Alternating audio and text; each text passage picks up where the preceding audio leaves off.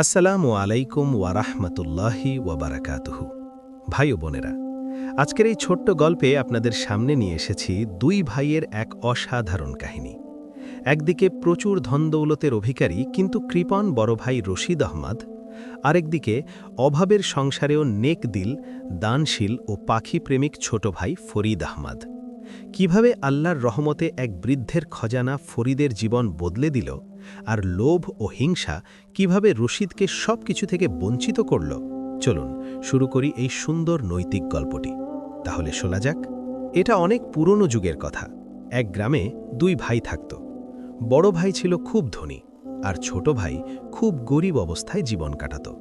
তারা দুজন আলাদা আলাদা ঘরে থাকত। বড় ভাইয়ের কাছে আল্লাহর দেওয়া সব কিছু ছিল, মাল দৌলত আর জায়গা জমির প্রাচুর্য ছিল। আর ছোট ভাইয়ের কাছে মালের নামে কিছুই ছিল না, তাকে দুবেলার রুটিও জোটাত না। কিন্তু এর পরেও ছোট ভাই খুব রহমদিল ও নেক দিল মানুষ ছিল। সে শুকনো রুটি খেয়ে আল্লাহর শুকরিয়া আদায় করত। ধনী লোকদের মতো তার মনে কোনো বড় বড় আকাঙ্ক্ষা ছিল না, কিন্তু আল্লাহ তাকে সেই মনের সুখ দিয়েছিলেন যা বড় বড় ধনীদের কাছেও থাকে না। বড় ভাইয়ের নাম ছিল রশিদ আহমদ, আর ছোট ভাইয়ের নাম ছিল ফরিদ আহমদ। ছোট ভাই নেক দিল হওয়ার পাশাপাশি তার ঘরে আসা যে কোনো মেহমানের খুব সম্মান করত। তার ঘরে যে কোনো মুসাফির আসত, সে তার সামর্থ্য অনুযায়ী তার খিদমত করত। এছাড়া ফরিদের প্রতিদিনের একটা অভ্যেস ছিল যে সে প্রতিদিন বাগানে যেত এবং পাখিদের দানা দিত। সে সব সময় তার উপার্জনের কিছু অংশ গরিবদের মধ্যে সদকা হিসাবে বিলিয়ে দিত, কারণ তার কথা ছিল যে পাখিদের সাহায্য করা এবং গরিবদের সদকা দেওয়ায় আল্লাহ তার বান্দার ওপর খুব বেশি খুশি হন, এবং এতে আল্লাহ তার বান্দার মুশকিলকে খুব তাড়াতাড়ি সহজ করে দেন। আর এর উল্টো তার বড় ভাই রশিদ আহমদ ধনী হওয়া সত্ত্বেও খুব কৃপণ ছিল। যদি তার ঘরে কোনো মেহমান এসে যেত, তাহলে তার চেহারার রং উড়ে যেত। তার কোনো গরিব আত্মীয়ের ঘরে আসা সে একদম পছন্দ করত না, কারণ তার মনে হতো লোকেরা তার ধন দৌলতের জন্যই তার ঘরে আসে। সে নিজেকে ধনী হওয়ার জন্য খুব গর্ব করত। সে গরিব মানুষদের কিছুই মনে করত না। একদিন গ্রামে এক বৃদ্ধ লোক এলো। সে যখন রশিদ আহমেদের আলিশান বাড়ি দেখল, তখন সে তার দরজায় খটখট করল। দরজায় খটখটানির শব্দ শুনে রশিদ আহমেদ বাইরে এলো। তখন সেই বৃদ্ধ লোক রশিদ আহমদকে বলল, বাবা, একদিনের জন্য কি তুমি আমাকে তোমার ঘরে আশ্রয় দিতে পারো? আমি খুব ক্লান্ত হয়ে পড়েছি এবং আমার খুব খিদে পেয়েছে। রশিদ আহমদ সেই বৃদ্ধ লোকের কথা শুনে তাকে ধমক দিয়ে বলল, আরে ও বৃদ্ধ সাহেব, তোমার কি এই মহলের মতো বাড়িটাকে সরাইখানা মনে হয়? আমার ঘরে তোমার মতো ফকির মানুষের জন্য কোনো জায়গা নেই। এই গ্রামে তোমার মতো আরও অনেক গরিব লোক আছে। তুমি তাদের কারো ঘরে চলে যাও। বরং আমার কথা শোনো, তুমি এমন করো, তোমার সামনে একটা ভাঙাচোরা মতো ঘর দেখা যাচ্ছে, সেখানে ফরিদ আহমদ নামে একজন লোক থাকে, যে খুব নেক ও রহমদিল মানুষ, আর যে কোনো আশা ফকির বা মেহমানের সম্মান করে। সে তোমাকে নিশ্চয়ই তার ঘরে রেখে নেবে। বৃদ্ধ লোকের এই কথায় বোঝা গেল যে রশিদ আহমদ খুব কৃপণ মানুষ। তাই সে তাড়াতাড়ি তার দরজা থেকে চলে গেল এবং সোজা ফরিদ আহমদের ঘরের দরজায় গিয়ে দস্তক দিল। ফরিদ আহমদ হাসতে হাসতে বাইরে এলো।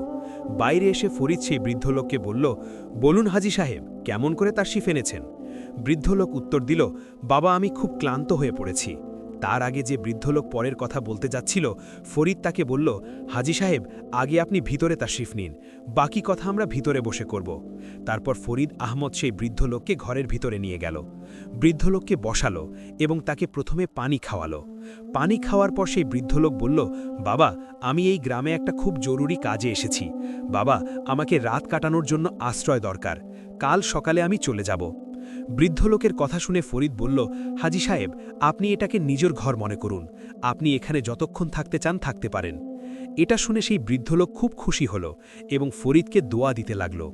তারপর রাত হলে ফরিদ সেই বৃদ্ধ লোকের সামনে খাবার রাখল। খাবারে শুধু একটা শুকনো রুটি আর পানি ছিল।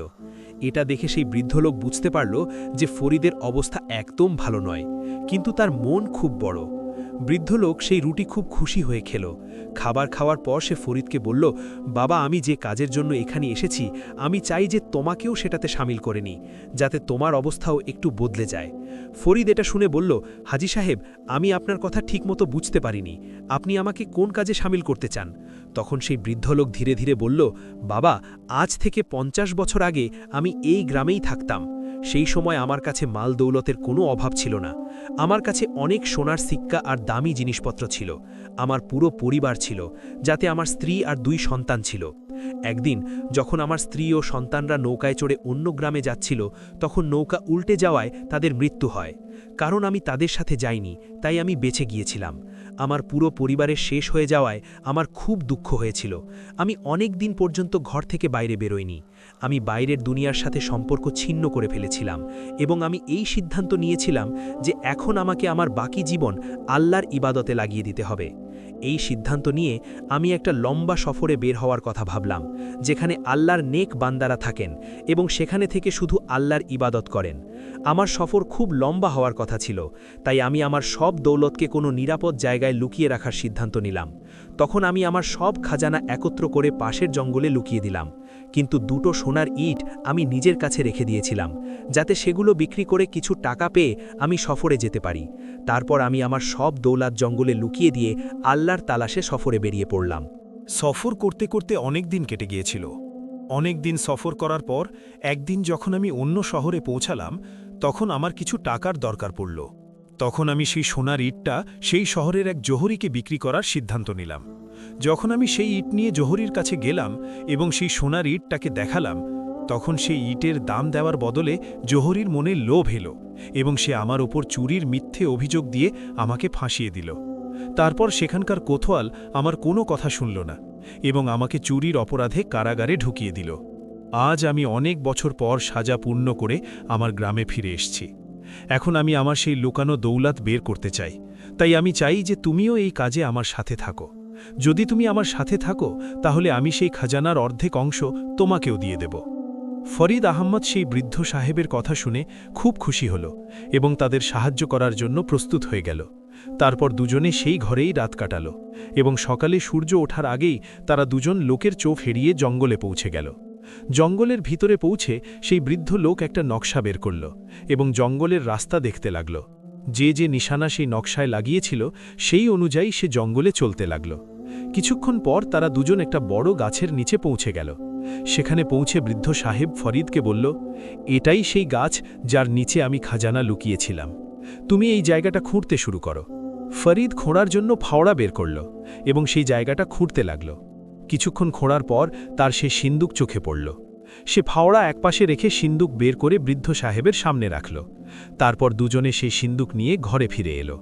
ঘরে পৌঁছে যখন তারা সেই সিন্দুক খুলল, তখন তার ভিতরে সোনার ইট আর সোনা রূপা ভর্তি ছিল, যা দেখে ফরিদ অবাক হয়ে গেল। বৃদ্ধ সাহেব তার থেকে অর্ধেক সোনা বের করে ফরিদকে দিয়ে দিল এবং বাকি অর্ধেক সোনা সিন্দুকে রেখে দিল। তারপর বৃদ্ধ সাহেব ফরিদকে বলতে লাগল, বাবা, এই সোনা খুব সাবধানে ব্যবহার করো।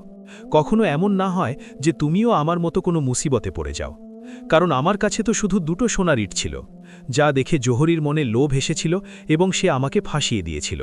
আর তোমার কাছে তো এখন অনেক খাজানা আছে, তাই তুমি লোকজন থেকে বেঁচে থেকো। ফরিদকে সব কথা বুঝিয়ে দেওয়ার পর বৃদ্ধ সাহেব তার সিন্দুক একটা বড় কাপড়ের ঝোলায় ভরল এবং বলতে লাগল যে এই খাজানা এখন আমার কোনো কাজে লাগবে না। আমি এই সব খাজানা গরিবদের মধ্যে বিলিয়ে দেব। এছাড়া জঙ্গলে আরেকটা জায়গা আছে যেখানে আমার বাকি খাজানা আছে। এই কথাগুলো পাশে দাঁড়ানো ফরিদের স্ত্রীও শুনছিল।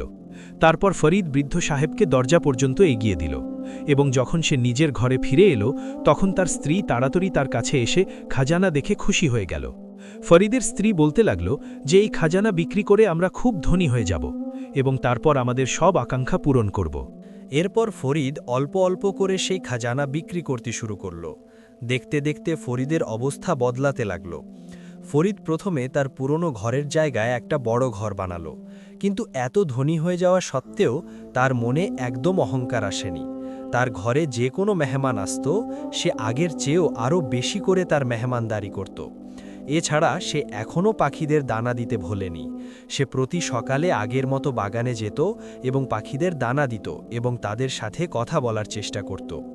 ফরিদ এখনও তার উপার্জনের কিছু অংশ গরিব ও মিসকিনদের মধ্যে সাদকা হিসেবে বিলিয়ে দিত, কারণ তার বিশ্বাস ছিল যে তার কাছে যে এই দৌলত এসেছে, এটা এই সাদকা ও রহমদিলির বদৌলতেই এসেছে, কারণ সে জানত যে সাদকার দৌলত কখনো না কখনো অবশ্যই ফিরে আসে। তার নেকদিলি ও সাখাওয়াত দেখে এখন গ্রামের লোকেরা তার আগের চেয়েও বেশি সম্মান করতে লাগল। তার ধনী হয়ে যাওয়ার খবর যখন তার বড় ভাই রশিদ আহমদের কাছে পৌঁছালো, তখন সে তার স্ত্রীকে সাথে নিয়ে ছোট ভাই ফরিদের ঘরে চলে এলো এবং খুব অবাক হয়ে দেখতে লাগলো যে তার ছোট ভাই যে আগে এত গরিব ছিল আজ কেমন করে এত ধনী হয়ে গেল। কিন্তু ফরিদ এই বিষয়ে কিছুই বলল না এবং শুধু এতটুকু বলল যে এটা সব আল্লাহর মেহেরবানি ও আমার নেকদিলির ফল। ফরিদ ও রশিদ আহমদের স্ত্রীরা একে অপরের সাথে খুব ঈর্ষা করত। তারপর রশিদ আহমদের স্ত্রী ফরিদের স্ত্রীর প্রতি ঈর্ষা করে বলতে লাগল, তোমরা যতই ধনী হয়ে যাও কিন্তু আমাদের সমান কখনো হতে পারবে না। এটা শুনে ফরিদের রাগ এলো এবং তার মুখ থেকে এই কথা বেরিয়ে গেল যে আমাদের কাছে তো এখনও আরও খাজানা আছে যা আমরা জঙ্গল থেকে বের করে তোমাদের চেয়েও বেশি ধনী হয়ে যাব। রশিদ আহমদের স্ত্রী যে খুব চালাক ও প্রতারক মহিলা ছিল, ঘরে ফিরে তার স্বামীকে বলতে লাগল, তোমার ভাই জঙ্গল থেকে কোনো খাজানা বের করে এনেছে যা বিক্রি করে সে ধনী হয়েছে। তার স্ত্রী আমাকে বলছিল যে জঙ্গলে এখনও আরও খাজানা আছে যা বের করে সে আমাদের চেয়েও বেশি ধনী হয়ে যাবে। আমি চাই না এই গ্রামে কেউ আমাদের চেয়েও বেশি ধনী হয়। আপনি যে কোনো উপায়ে জঙ্গলে লুকানো সেই খাজানা খুঁজে বের করার চেষ্টা করুন, যাতে আমি আমার ভাই ফরিদের স্ত্রীকে মুখের উপর জবাব দিতে পারি। রশিদ আহমদ তার স্ত্রীর কথা শুনে অবাক হয়ে গেল এবং বলল, কিন্তু জঙ্গল থেকে খাজানা খুঁজে বের করা এত সহজ কাজ নয়। আমার তো মনে হয় যে সেই বৃদ্ধ সাহেব যাকে আমরা ঘর থেকে বের করে দিয়েছিলাম সেই ফরিদকে সেই খাজানার রহস্য বলে দিয়েছে, কারণ সেই বৃদ্ধ লোক এর আগে কখনো আমাদের গ্রামে দেখা যায়নি এবং তার এখানে আসার পরই ফরিদ এত ধনী হয়েছে। আসল কথা হলো যে রশিদ আহমদও চাইতো না যে তার ভাই তার চেয়েও বেশি ধনী হয়ে যাক, তাই সে খাজানা খোঁজার সিদ্ধান্ত নিল। অথচ সেই খাজানা তো তার ছিলই না। তার কোনো পরোয়া ছিল না যে অন্যের খাজানা বের করা চুরির কাজ, তার মাথায় তো শুধু খাজানারই ভূত চেপে গিয়েছিল।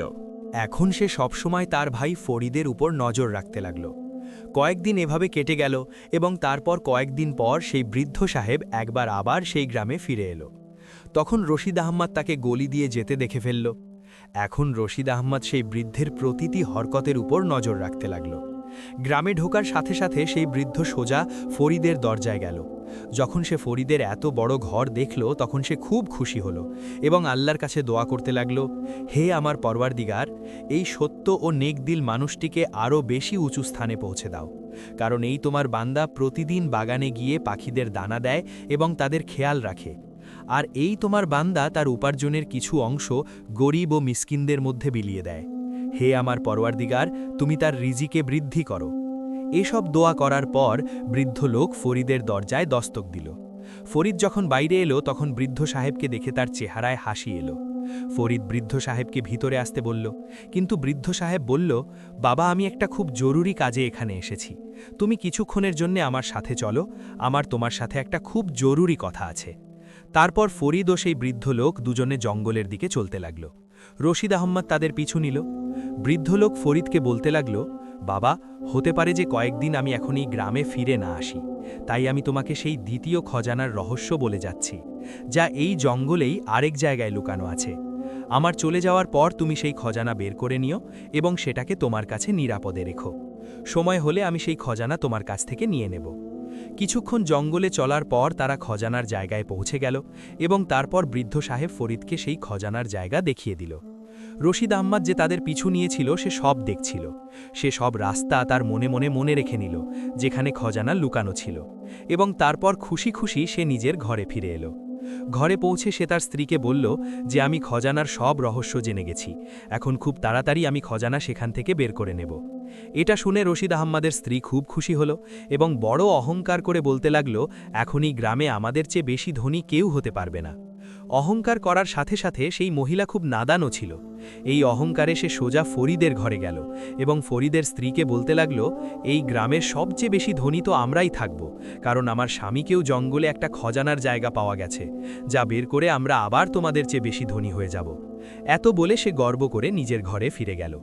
সন্ধ্যায় যখন ফরিদ নিজের ঘরে ফিরে এলো তখন তার স্ত্রী বলতে লাগল যে তোমার বড় ভাই রশিদ আহমদের স্ত্রী এসেছিল এবং সে বলছিল যে তোমার ভাইয়েরও জঙ্গলে কোনো খজানার জায়গা জানা হয়ে গেছে এবং সে জঙ্গল থেকে খজানা বের করে আমাদের চেয়ে বেশি ধনী হয়ে যাবে। তখন ফরিদ বলল, কিন্তু তাদের জঙ্গলে খজানা আছে বলে কিভাবে জানা গেল? এতে ফরিদের স্ত্রীর নিজের নাদানির জন্য খুব লজ্জা হলো এবং সে ফরিদকে বলতে লাগল, আগেরবার যখন তোমার ভাই ও ভাবি আমাদের ঘরে এসেছিল তখন তোমার ভাবি আমাকে ছোট করার চেষ্টা করেছিল। তখন আমি রাগে এসে বলে ফেলেছিলাম যে আমাদের কাছে তো আরও খজানা আছে। এটা শুনে ফরিদ বলতে লাগলো, আরে নাদান মহিলা, আমি তোমাকে আগেই বুঝিয়ে দিয়েছিলাম যে তুমি শুধু আম খাও, গাছ গোনো না, মানে তুমি খজানার বিষয়ে কারো সাথে কোনো কথা বলো না। আমার মনে হয় আমার ভাই আমাকে সেই বৃদ্ধ সাহেবের সাথে জঙ্গলে যেতে দেখে ফেলেছে। তার আগে যে আমার ভাই সেই খজানা সেখান থেকে বের করে নেয়, আমাকে আজ রাতেই সেই খজানা সেখান থেকে বের করে কোনো নিরাপদ জায়গায় নিয়ে যেতে হবে। তারপর ফরিদ সেই রাতেই জঙ্গল থেকে সেই খজানা বের করে নিয়ে এলো এবং তাকে তার ঘরে নিয়ে এসে একদম নিরাপদে লুকিয়ে রাখল।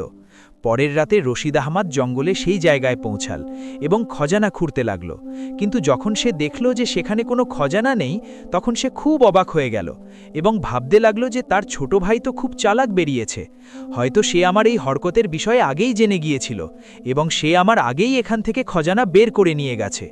অন্যদিকে সেই রাতে রশিদ আহমদের স্ত্রী ঘরে একদম একা ছিল, তাই পিছন থেকে সুযোগ দেখে চোরেরা তার ঘরে হামলা করল এবং তার ঘর থেকে সব মাল ও দামি জিনিসপত্র নিয়ে পালিয়ে গেল। রশিদ আহমদ যখন তার ঘরে পৌঁছাল তখন তার চেহারা মলিন ছিল এবং তার স্ত্রীও খুব বেশি চিন্তিত ছিল। একে অপরকে চিন্তিত দেখে দুজনের চেহারার রং উড়ে গেল। রশিদ আহমদ তার স্ত্রীকে জিজ্ঞাসা করল, তোমার কি হয়েছে? তোমার চেহারার হাওয়া কেন উড়ে গেছে? তখন তার স্ত্রী বলল, আপনি চলে যাওয়ার পর কিছু চোর ঘরে এসেছিল এবং তারা ঘর থেকে সব কিছু লুট করে পালিয়ে গেছে, তাই আমি চিন্তিত। কিন্তু আপনি বলুন, আপনি খালি হাতে কেন এসেছেন? আমাদের খজানা কোথায়? এতে রশিদ আহমদ নিজের মাথায় হাত দিয়ে বলল, খজানা সেখানে ছিল না, হয়তো আমার ভাই আগেই সেখান থেকে খজানা বের করে নিয়েছে। বেশি ধনী হওয়ার চক্করে আমরা একদম ধ্বংস হয়ে গেছি এবং এই সব কিছু তোমার লোভের জন্য হয়েছে। তুমি সেই মাল হাসিল করার চেষ্টা করেছো যা আমাদের ছিলই না। আর দেখো, আমরা তো নিজের মাল থেকেও হাত ধুয়ে ফেলেছি। না তুমি ফরিদ ও তার স্ত্রীর সাথে হিংসা করতে, আর না আমাদের এই অবস্থা হতো। অন্যদিকে কয়েকদিন পর যখন সেই বৃদ্ধ সাহেব ফরিদের কাছে আবার ফিরে এলো, তখন ফরিদ তাকে সব ঘটনা বলল এবং বাকি খাজানা বৃদ্ধ সাহেবের সামনে রেখে দিল। কিন্তু বৃদ্ধ সাহেব সেই সব খাজানা ফরিদকে দিয়ে দিল এবং বলতে লাগল, এই সব খাজানা তোমার ইমানদারির পুরস্কার। আমি এই বয়সে এত দৌলত দিয়ে কি করব? ফরিদ সেই বৃদ্ধ সাহেবকে বলতে লাগল, হাজি সাহেব, আমার মন চায় যে আপনি এখন কোথাও না যান, বরং এখানে আমাদের সাথে থাকুন। আমি আপনার মধ্যে আমার বাবাকে দেখতে পাই। আপনি কি আমাকে ছেলে মেনে আমার সাথে থাকতে পারবেন না? বৃদ্ধ সাহেবের ফরিদের এই কথা খুব ভালো লাগল এবং তারপর সে ফরিদের সাথেই সেই ঘরে খুশি খুশি থাকতে লাগল। আপনারা আমাদের এই গল্প কোথা থেকে শুনছেন? আপনাদের দেশ ও শহরের নাম কমেন্ট বক্সে অবশ্যই লিখুন। তো বন্ধুরা, এটাই ছিল দুই ভাইয়ের গল্প। আশা করি আপনাদের এই গল্পটি পছন্দ হয়েছে। আপনারা এই পুরো গল্প থেকে কি শিখলেন সেই মতামত আপনারা কমেন্ট বক্সে দিন। যদি আপনাদের এই গল্প ভালো লেগে থাকে তাহলে ভিডিওটিকে লাইক করুন এবং চ্যানেলটিকে সাবস্ক্রাইব করতে ভুলবেন না। এখন দেখা হবে অন্য কোনো নতুন গল্পের সাথে। ততক্ষণের জন্য আল্লাহ হাফেজ।